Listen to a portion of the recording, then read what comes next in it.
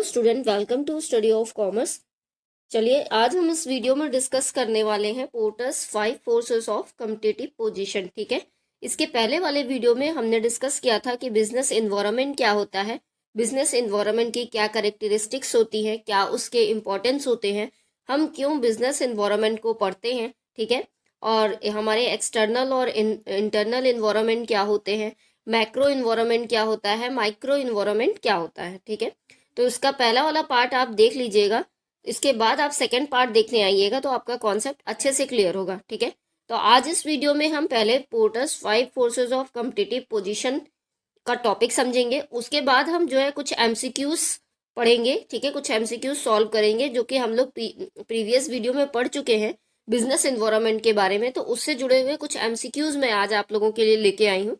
तो इससे आपको पता चल जाएगा कि हाँ हमें कॉन्सेप्ट क्लियर हो रहा है कि नहीं। ठीक है, या किस टाइप के क्वेश्चंस यूजीसी नेट कॉमर्स में पूछे जाते हैं। ठीक है, तो ये पीवाईक्यूज होंगे बेसिकली। तो चलिए स्टार्ट करते हैं। तो अगर हम पोर्टर्स के 5 forces of competitive position model की बात करें तो ये डेवलप किया गया था 1979 में, और माइकल ई पोर्टर ने इसे डेवलप किया था जो कि हार्वर्ड बिजनेस स्कूल के थे। तो as a simple framework for assessing, तो इन्होंने एक सिंपल फ्रेमवर्क बनाया था जिससे ये जान सकते थे कि हमारे यहाँ जो कंपटीशन या कम्पिटिटिव स्ट्रेंथ है या पोजीशन है उसको हम कैसे इवेलुएट करें और कैसे एसेस करें। ठीक है, तो बेसिकली इन्होंने बिजनेस ऑर्गेनाइजेशन में अब कम्पिटिटिव स्ट्रेंथ और पोजीशन को इवेलुएट करने के लिए, उसको एसेस करने के लिए ये मॉडल दिया था, पोर्टर्स 5 फोर्सेस मॉडल। ठीक है, आगे देखते हैं। This theory is based on concept that there are 5 forces, तो ये 5 फोर्सेस के कॉन्सेप्ट पे बेस्ड है, that determine the competitive intensity and attractiveness of a market, जो कि डिटरमाइन करती है, ये 5 फोर्सेस पे बेस्ड है जो कि ये डिटरमाइन करती है कि हमारी कम्पिटिटिव इंटेंसिटी क्या है या क्या अट्रैक्टिवनेस है मार्केट की। ठीक है, तो Porter's 5 forces help to identify where power lies in a business situation, तो ये हमारी मदद करता है ये जानने के लिए कि जो पावर है वो कहाँ पे है बिजनेस सिचुएशन में। ठीक है, this is useful both in understanding the strength of an organisation, तो ये हमें बिजनेस की स्ट्रेंथ को जानने में मदद करता है, समझने में मदद करता है। ठीक है, एंड करंट कम्पिटिटिव पोजीशन, और हमारे करेंटली जो है क्या कम्पिटिटिव पोजीशन चल रही है मार्केट में वो जानने में, और क्या स्ट्रेंथ है हमारी वो ऑर्गेनाइजेशन की, ये सब जानने के लिए ये मॉडल हमारा यूजफुल होता है। ठीक है,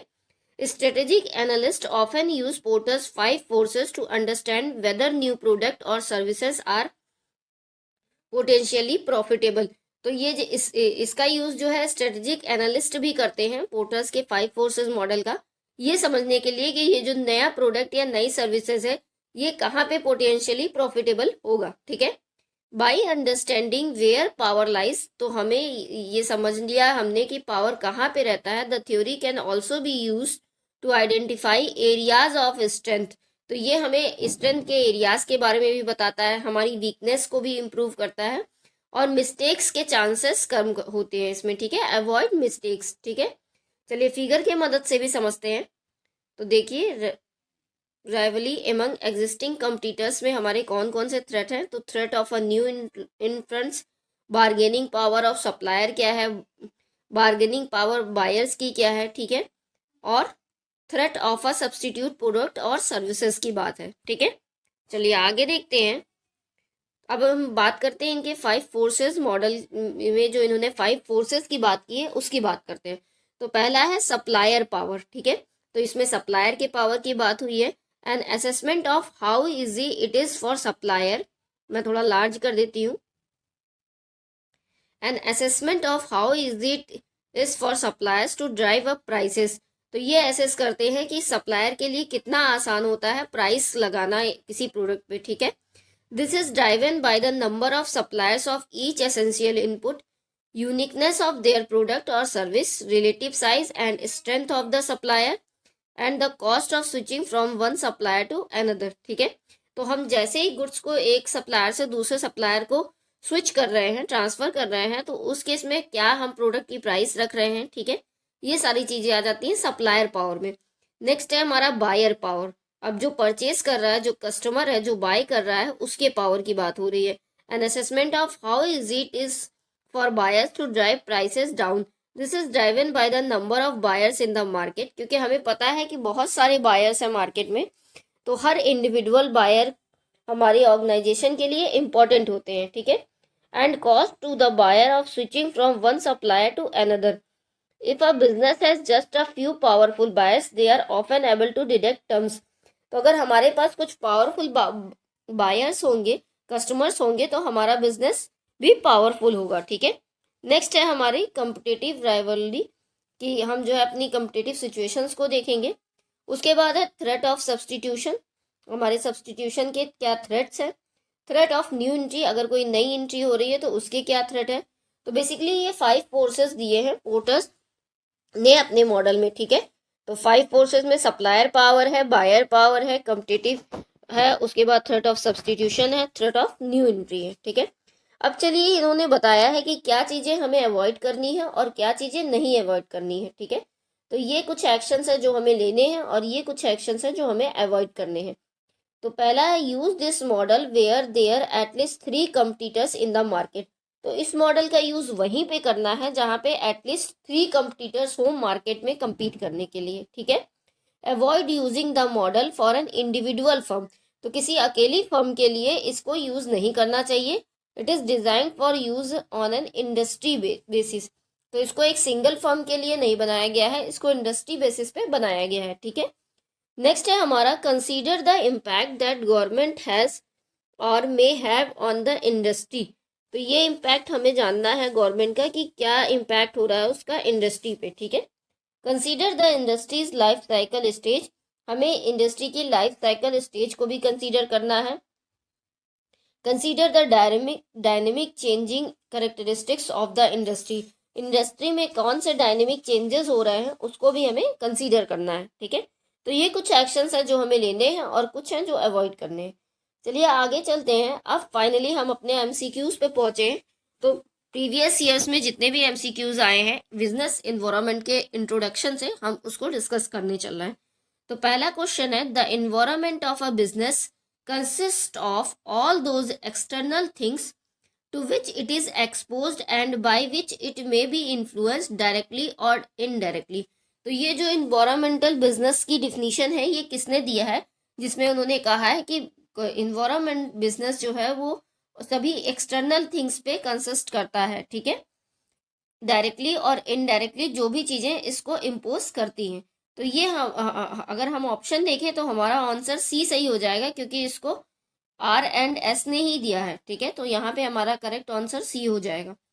चलिए नेक्स्ट क्वेश्चन देखते हैं. नेक्स्ट क्वेश्चन में कह रहा है is the process wherein we examine the environment to recognise the factors affecting the business.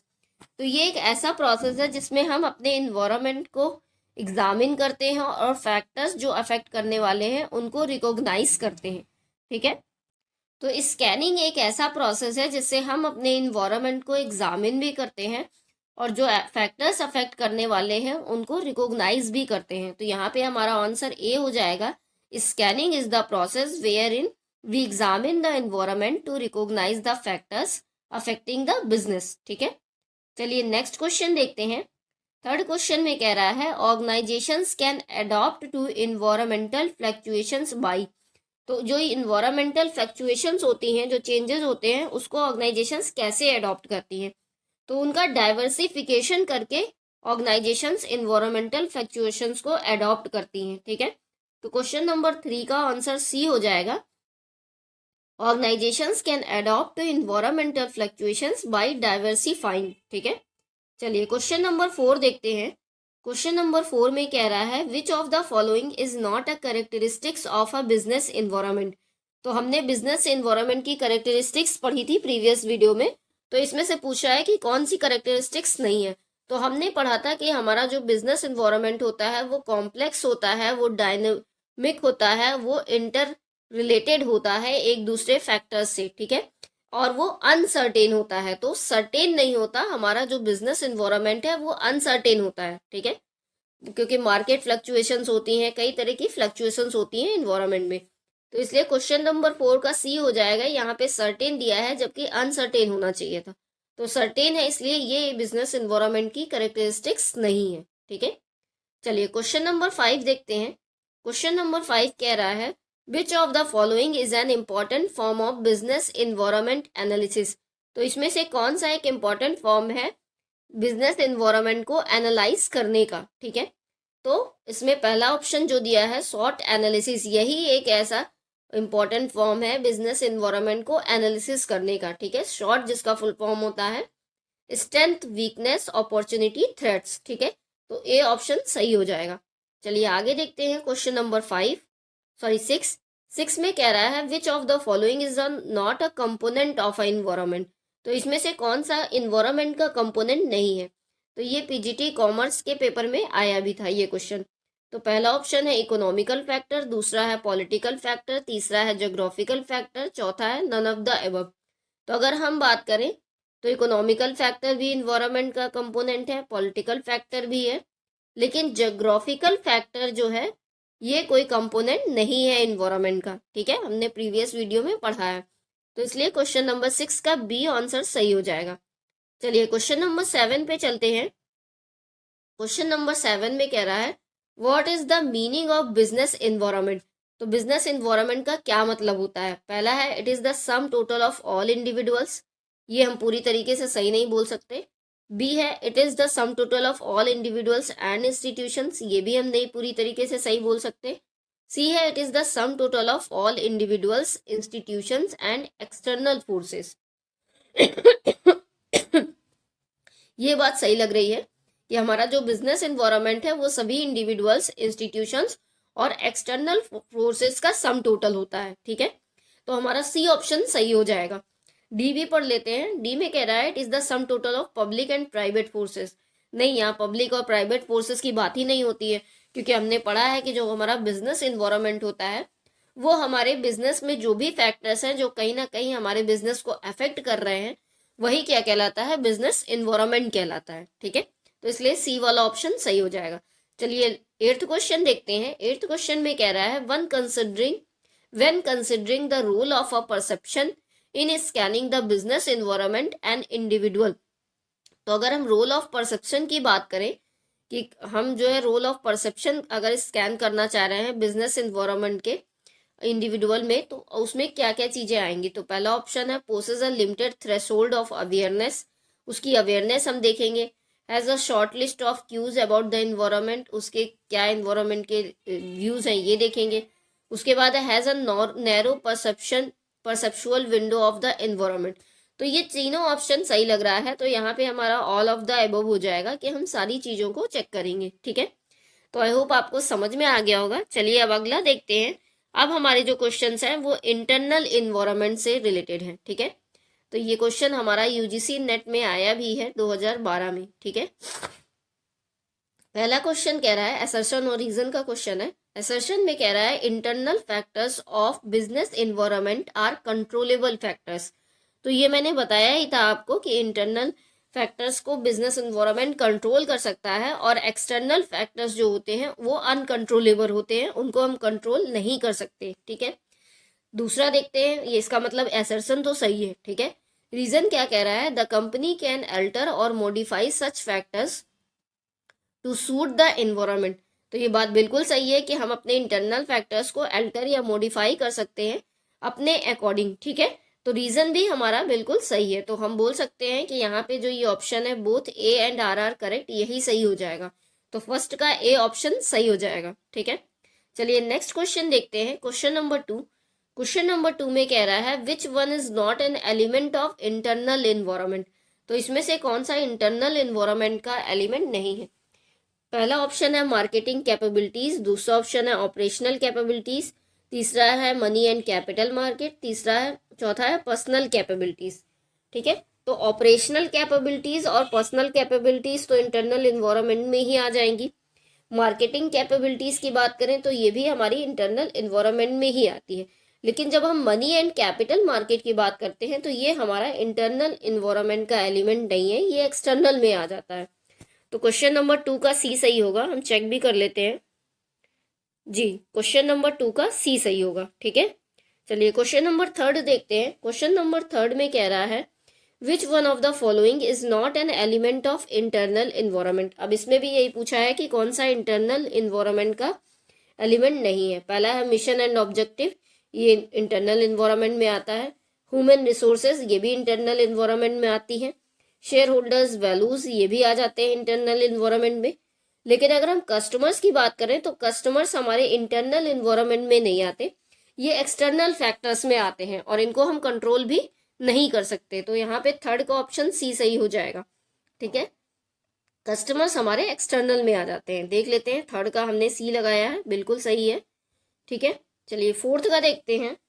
Fourth में कह रहा है internal environment of a business includes. तो इंटरनल इन्वायरमेंट में क्या क्या चीजें आ जाती हैं। पहला ऑप्शन है business ethics and moral standard, हाँ ये इंटरनल में ही आएंगे जितनी भी अंदर की चीजें हैं। सेकेंड है बिजनेस एंड मैनेजरियल पॉलिसीज, ये भी इंटरनल में आएंगी और हमारे बिजनेस के ऑब्जेक्टिव्स भी आ जाते हैं। ठीक है, थर्ड है प्रोस्पेक्टस ऑफ बिजनेस डेवलपमेंट, ये भी इंटरनल में ही आएगा, यानी फर्स्ट सेकंड थर्ड तो आएगा ही आएगा। फोर्थ है government rules and regulations. Government rules और रेगुलेशंस इंटरनल में नहीं आते, ये हमारे एक्सटर्नल में आते हैं। ठीक है, तो फोर्थ जहां जहां है वो ऑप्शन तो वैसे ही इनकरेक्ट हो जाएगा। तो ए में फोर्थ है तो फोर्थ हमारा ए ऑप्शन सही नहीं हो सकता। बी में फोर्थ है तो बी ऑप्शन भी सही नहीं हो सकता। ठीक है, सी में भी फोर्थ है तो सी ऑप्शन भी सही नहीं हो सकता। इसका मतलब हम जो है एलिमिनेशन मेथड से डी वाला सही कर देंगे, डी आंसर सही है, फर्स्ट सेकंड थर्ड और फिफ्थ। फिफ्थ में क्या कह रहा है, इंडस्ट्रियल रिलेशन, वो भी हमारे इंटरनल में ही आ जाते हैं। ठीक है, तो हमारा option A first second third और फिफ्थ सही हो जाएगा, फोर्थ नहीं होगा, फोर्थ हमारा एक्सटर्नल में आ जाएगा। ठीक है, चलिए क्वेश्चन नंबर 5 देखते हैं। क्वेश्चन नंबर 5 में कह रहा है, एक मिनट ये थोड़ा सा कट रहा है, हाँ, क्वेश्चन नंबर 5 में कह रहा है corporate culture is generally considered as either closed and threatening और एज ओपन एंड पार्टिसिपेटरी।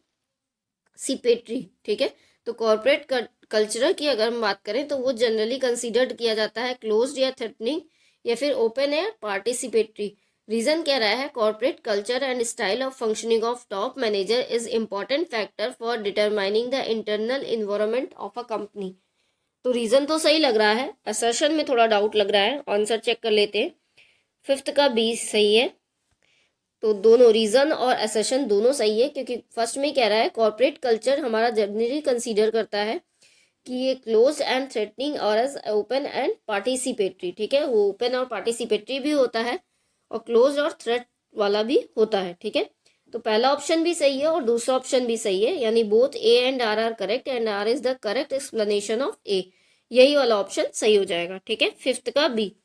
चलिए क्वेश्चन नंबर 6 देखते हैं। क्वेश्चन नंबर 6 में कह रहा है internal environment of a business includes all the following except. तो कंपनी का कल्चर भी इंटरनल में आ जाता है, पेटेंट एंड ट्रेड सीक्रेट भी आ जाते हैं, कंपनी की इमेज भी आ जाती है, लेकिन कस्टमर्स इंटरनल में नहीं आते। याद रखिएगा, कस्टमर्स हमेशा एक्सटर्नल में आते हैं। तो सिक्स्थ का बी ऑप्शन सही हो जाएगा। चलिए क्वेश्चन नंबर 7 देखते हैं।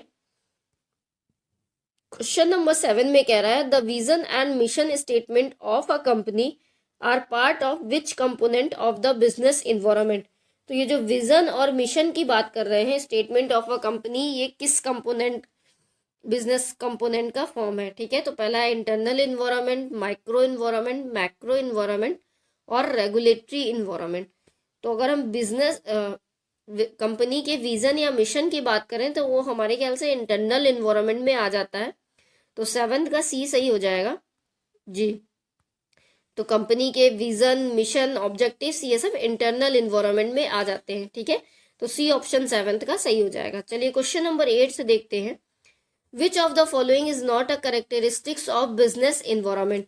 तो अभी हमने पढ़ा था कि कॉम्प्लेक्सिटी होती है, डायनेमिक होता है और इंटर रिलेटेड होता है, अनसर्टेन होता है। ठीक है, तो सी ऑप्शन, ये रिपीटेड क्वेश्चन है, सर्टेन नहीं होता इन्वायरमेंट, अनसर्टेन होता है। ठीक है, तो 8th का सी ऑप्शन फिर से सही हो जाएगा।